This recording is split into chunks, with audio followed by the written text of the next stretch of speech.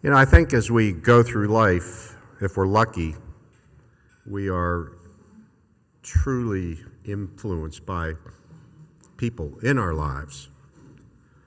My father's interest in aviation, for instance, inspired me to get a pilot's license.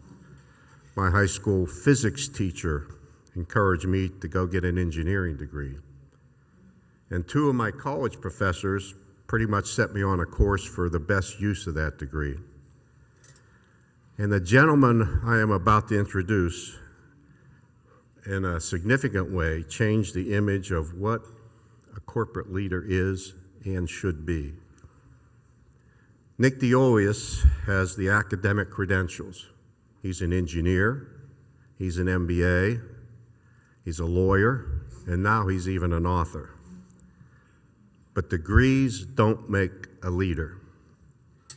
My time working for and traveling with Nick revealed a man with a quick wit and astonishing ability to identify, analyze, and resolve virtually any issue, and a man who can effectively articulate virtually every thought he has.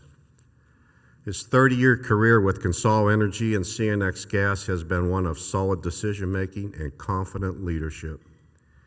He understands our industry perhaps better than anyone, and his role as an advocate for our industry is clearly conveyed in his messaging to not only groups like us, but to politicians, the media, and the public. In addition to what you'll hear today from Nick, if you need an example of his grasp of the current state of our national and global energy agenda, just check out one of his YouTube videos. One in particular I would suggest, 9 Irrefutable Energy Truths. It is great and spot on relative to the unrealistic aspects associated with the current politically correct position so many of our leaders, political leaders, have taken. It's a pleasure to have him here today. He's a leader and a spokesman for our industry, and I think we'll be very much entertained by what he has to say. So I want to welcome the CEO of CNX Resources, Nick DeIuliis. Please give him a hand.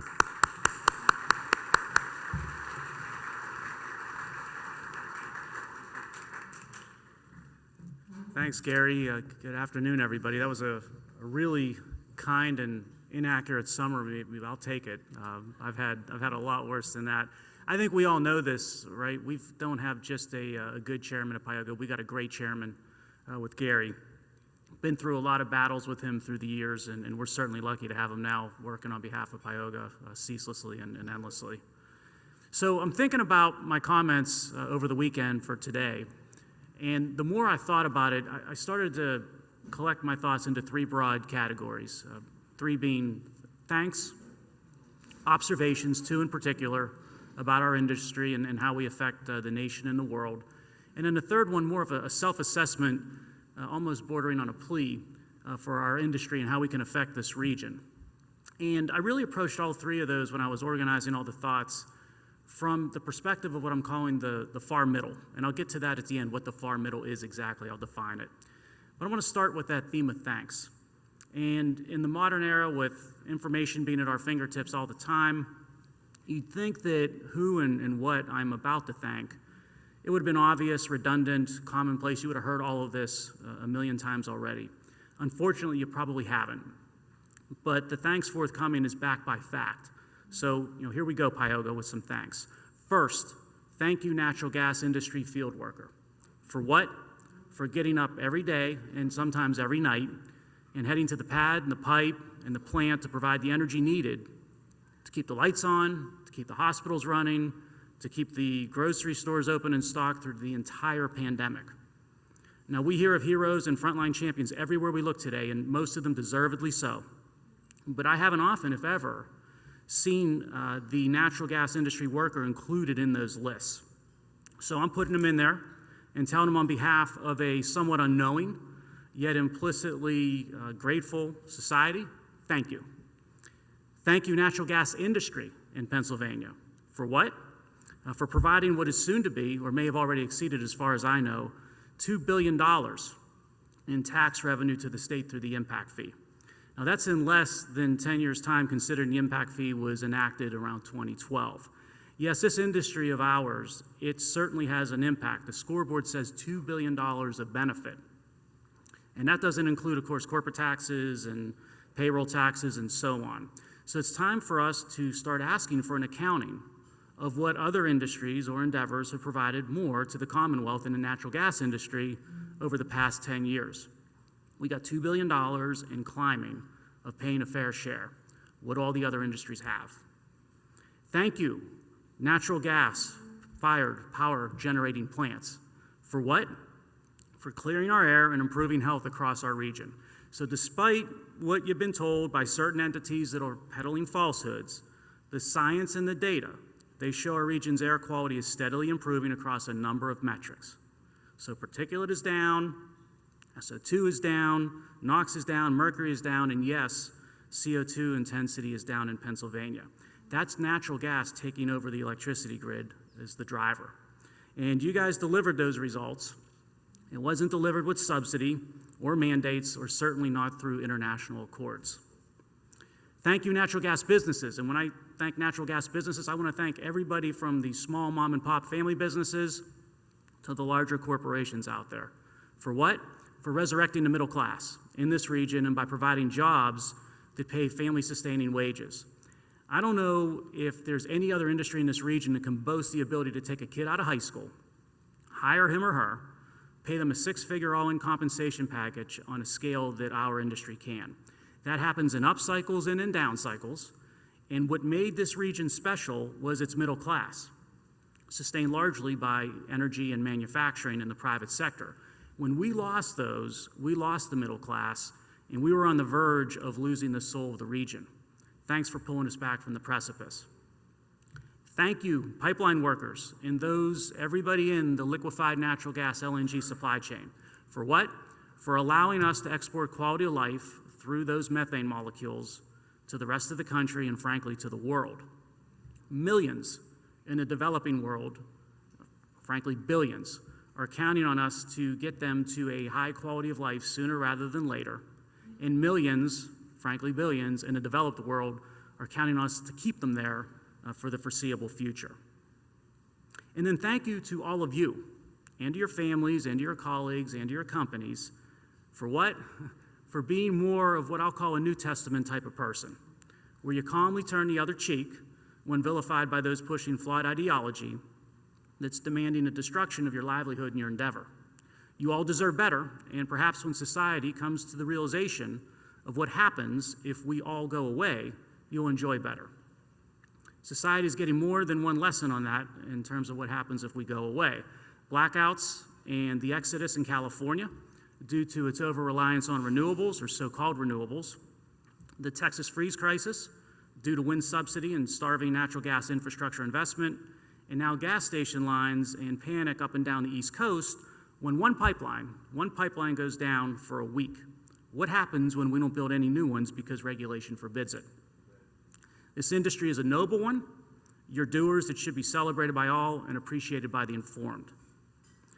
Now today, it's ironic, but today while we're here, literally right now, right across the river, up on the hill on the West End Outlook, our friends in the building trades and Pittsburgh Works together are holding a rally to support this industry and oppose policies like the Regional Greenhouse Gas Initiative, or RGGI, which is aimed to harm it. So I encourage you to draw closer ties to our regional building trades. Our interests are aligned, and even though we may have historically had our differences, we have way more in common today than not. Plus, just between all of us, and truth be known, some of that history was our fault. So please join Pittsburgh Works together. If you haven't already, I think you'll really like what you see from that organization. So that was the category of thanks. Now I'd like to shift gears and jump over to this second category of sort of thoughts and comments. I call them observations, two in particular, very big issues looming in the energy industry and beyond.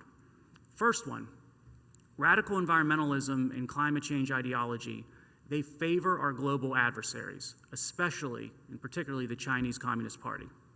And there's a sequential logic that's at work that lays this out pretty clearly.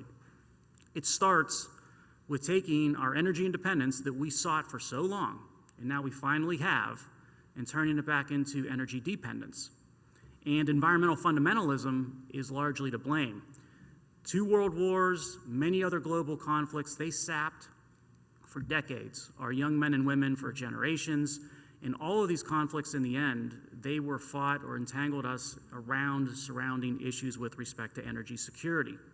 I remember as a little kid in the late 70s in this region, basically figuring out what day of the week you were allowed to go buy gas for your car, depending on whether your license plate ended in an even or an odd number. Frankly, just between us, that's how I learned the difference between even and odd numbers.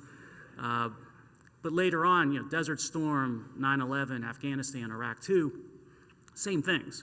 Energy dependence was our Achilles heel until the shale revolution. And Pennsylvania Natural Gas and the wider industry gave the United States energy independence and all the strategic levers that come with it, which is primarily no more endless wars and the ability to help our allies, whether it's Japan or India or Poland, and protect them from our adversaries. So what do our elites do? They give away our energy independence and they exchange it for a dependence on destructive mining of rare earth materials and manufacturing of components that inevitably are going to occur in China, Russia, and the like, all through regulation and policy that's thrown upon us as the only way to save the planet, which I'll get to in a minute on the second observation. This idea that the United States can mine and refine and manufacture solar panels and wind turbines at scale, ladies and gentlemen, that is a gross fiction. Those endeavors are surely going to be done in places like China. Now, the Chinese, they know this. That's why they're making those activities of building solar panels and manufacturing wind turbine components, strategic manufacturing economy sectors under their central planning. Xi has an explicit goal of making the world permanently dependent on China and then exploiting that dependency for political gain. Xi and his parliament recently instructed the nation to become independent of high-end imports from industrialized countries while making those very same nations relying on China for high-tech components and for raw materials, if we're not there already. Oh, by the way, if the concept of blood diamonds and clothing sweatshops bother you, as they should, you're not going to like the reality of Chinese solar panels and windmills. They're going to be made on the backs of oppressed workers in far-flung provinces under a supply chain that embraces epic human rights abuses.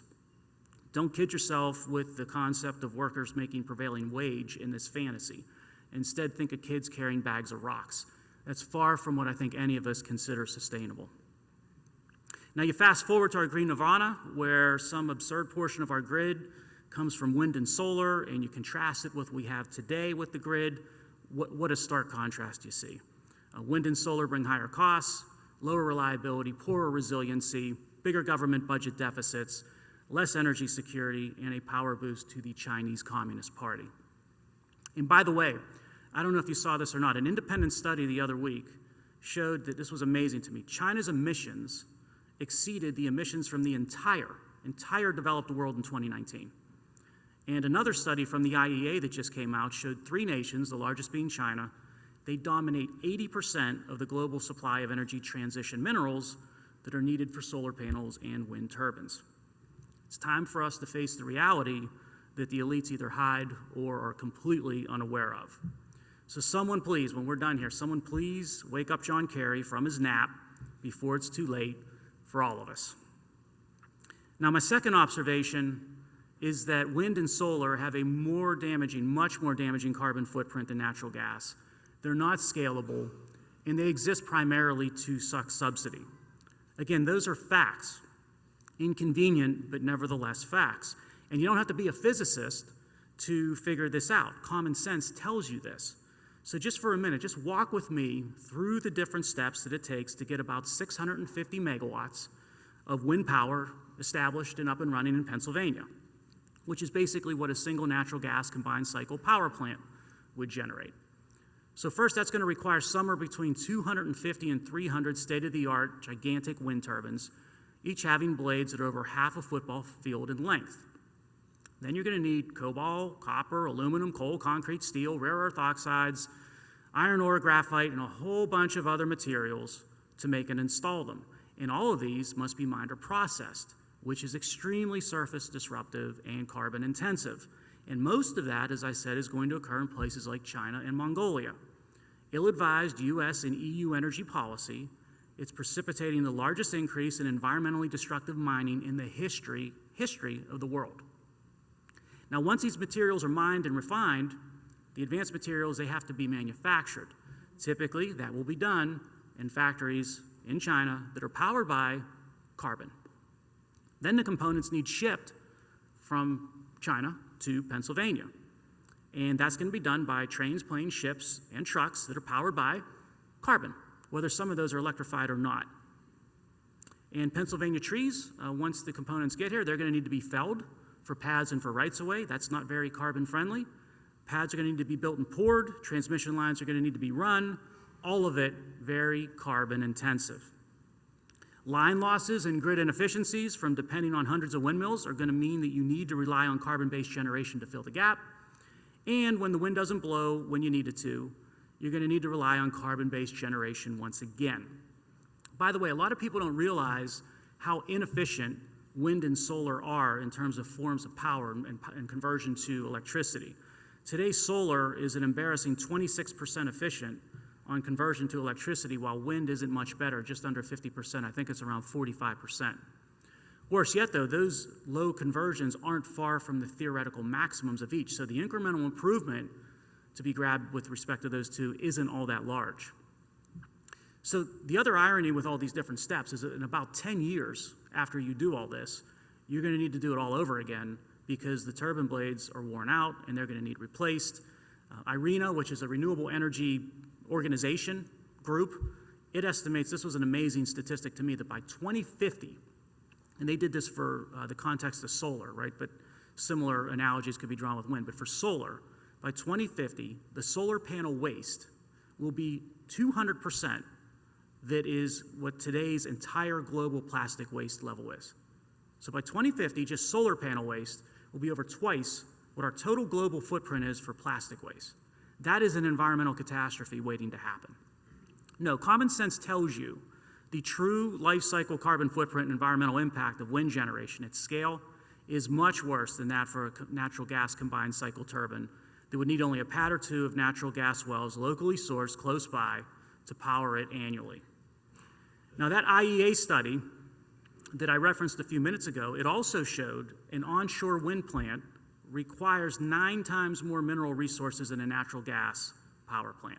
That's way more surface disturbance with wind power, way more water demands and water wastage with wind power, and yes, way more carbon intensity and carbon dioxide emissions when you look at things in totality, as you should, to do a proper, honest accounting of this academically. Yet we pretend in society that wind and solar, they are renewable forms of energy and they are zero carbon sources of power, despite the math and physics being what they are and in plain sight to see and to calculate. All you hear and all you read about in the national news is how renewables, and there's that silly misnomer again, how renewables are what? Quote, increasingly competitive at scale, end quote. Nonsense. So you just asked Texas and California about that. We in this state are subsidizing or pushing to subsidize these uncompetitive options in the Commonwealth, where the biggest reserves of natural gas known to man lie right underneath our feet. We regulate to kill the tax revenue generator of natural gas and replace it with a protected form of what I'll call or reference as honest graft in the form of renewables and the subsidies that come with them. And by the way, that term honest graft, I borrowed that from someone over 100 years ago. They used it to reference and frankly defend Tammany Hall politics in New York City and the corruption that came with it. But I think honest graft is applicable to what we're seeing today with energy policy. And this is, by the way, the other thing to think about. We've been doing this honest graft for 20 years now globally with billions and billions of subsidy. And the results today are what? Less than 3% of global energy comes from wind and solar. Find all of this quite odd. So that covers the observations. I want to now come down the home stretch with the third sort of collection of thoughts. And this, again, is under the label of a self-assessment of our industry in the context of this great region. Now, of course, I'm an unabashed supporter of this region's natural gas sector. I think the record is quite clear on that. But I've got to tell you, it's not my biggest love outside of family and friends. For that honor goes to this region. And you can call it Western Pennsylvania, you can call it Pittsburgh, you can call it Northern Appalachia, all of the above. I'd do anything for the people that I've spent my life around, man or woman, black or white, urban or rural. Now, we as an industry, we get caught up in the, and forgive me for the term, but we get caught up in the BS that the elites are spouting. And when we imitate, it's not flattery in this instance. Instead, it's just hollow, redundant nonsense. Meanwhile, we are ignoring the opportunity to make a tangible difference in our region and society, particularly when it comes to making a difference in the urban and rural zip codes of this region that are suffering from socioeconomic challenges and disadvantage. So let me leave you with a suggestion that I said earlier is bordering on a plea for us as a core industry of this great region. We, along with our friends in manufacturing, are two of a small handful of large enterprises and industries in this region that pay family-sustaining wages, offer many jobs that don't require college degrees, are net revenue providers to local, state, and federal governments, and have got workable business models during all phases of the business cycle without having to rely on subsidy, which means your business and your company can truly sustain this region. Now, how do you do that? How do we do that? Well, by hiring and spending and investing in opportunities that are tangible, impactful, and local within this region. So just think for a minute. What if all of us today committed to do a couple of things? What if all of us today committed to do all of our future hiring from people within this region? And that means partnering with entities like our regional building trades that I mentioned earlier, who share our culture and share our mission. What if all of us committed today to do the bulk of our hiring, not just locally, but from rural and urban communities here that have economic disadvantage, economic challenges that are facing them? So we focused that hiring within certain sub-areas of our region. What if all of us committed today to ask those same things, those same behaviors from our spend and our investments and our partnering that we're making with respect to service providers and contractors out there to compound that effect? What if we committed today to partnering with entities like Community College of Allegheny County, literally right across the street when you walk out the door? What if we partnered with entities like CCAC that has a history of serving the disadvantaged communities that are out there? And what if all of us today committed to invest in local community projects in these distressed zip codes instead of things like the Stadium Box and the Elite University Endowment or the multi-billion-dollar Civic Foundation? Think about how doing these simple things would instantly deliver a couple of items. First, it would turbocharge this region by making the weakest in our region one of the strongest. It would boost the middle class. It would improve physical diversity in the workplace, which would be a derivative benefit, by the way, of pursuing socioeconomic diversity and diversity of thought. So if you go after socioeconomic diversity through what we're doing, then the natural derivative of that is going to be increased physical diversity. And last but not least, it would create a template, a game plan for the virtuous cycle that others out there would be crazy to not copy, exponentially compounding the wider regional benefits. But the bad news is that many political leaders and a lot of academia and a lot of bureaucrats that are completely out of touch with the reality when it comes to our industries and what we do for society. So look no further than our friends across the river in the city-county building. So I've given you two rivers, right? Those of you not from Pittsburgh, it's a world of difference today depending on which river you cross today.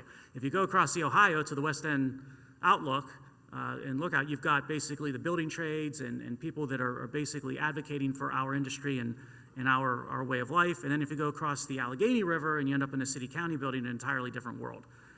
But when you go over there to the city-county building, you see individuals that are proudly announcing divestiture of the city's pension fund from fossil fuels, and they tout fantastical net zero carbon targets 30 years into the future. I mean, 2050, seriously, for a politician? They support fracking bans.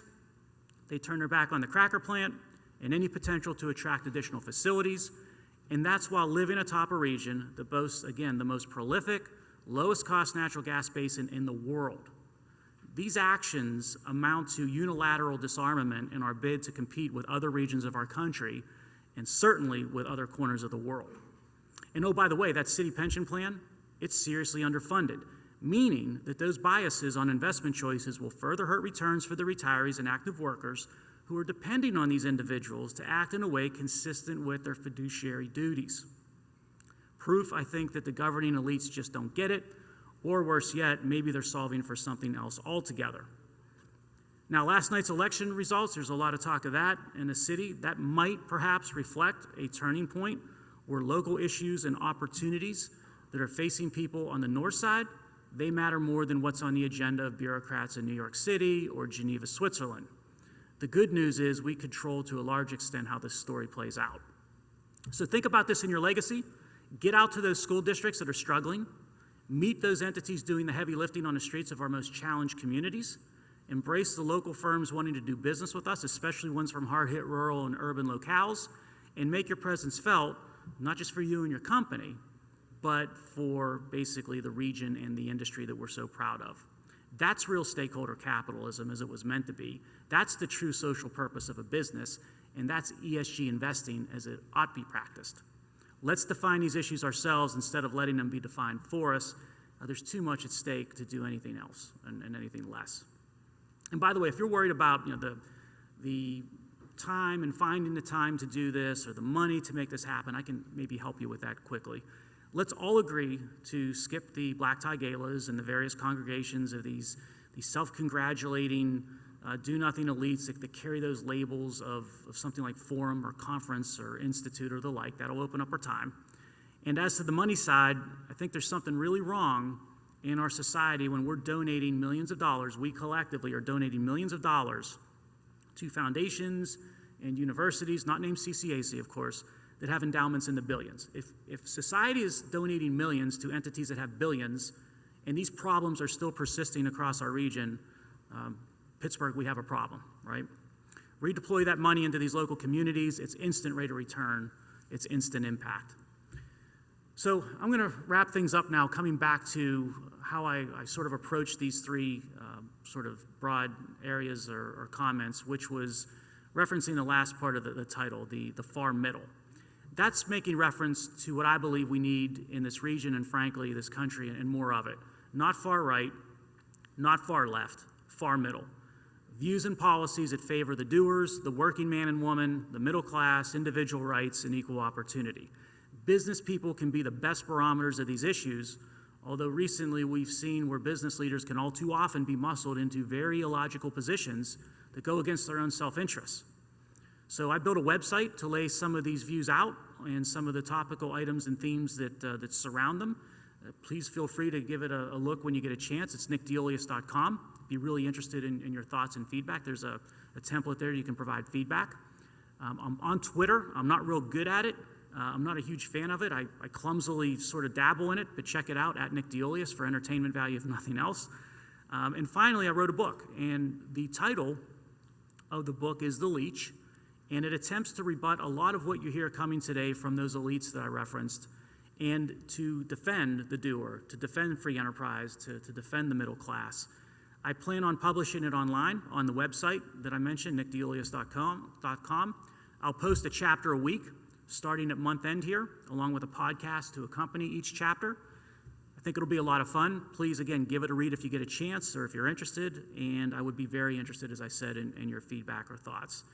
It is free online, and when it hits hard copy in early 2022, early next year, all the net royalty proceeds, assuming there's going to be net royalty proceeds, right? That might be a bold assumption. Will go to charity if you're brave enough to buy a copy. So thank you, PIOGA. Thank you for everything you do for this great region, for the state, for the nation, and beyond. I'm honored to be part of it. I'm honored to be part of you, and I will see you out there in the far middle. Thank you.